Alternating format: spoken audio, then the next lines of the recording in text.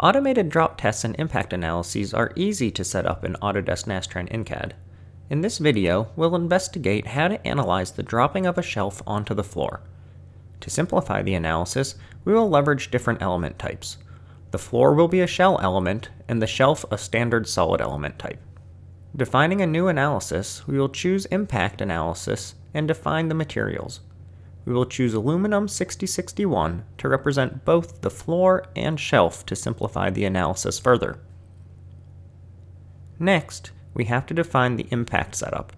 We can select the part which will be the projectile, in this case the shelf, input the path the projectile will follow based off of a sketch line, and then input the velocity and acceleration.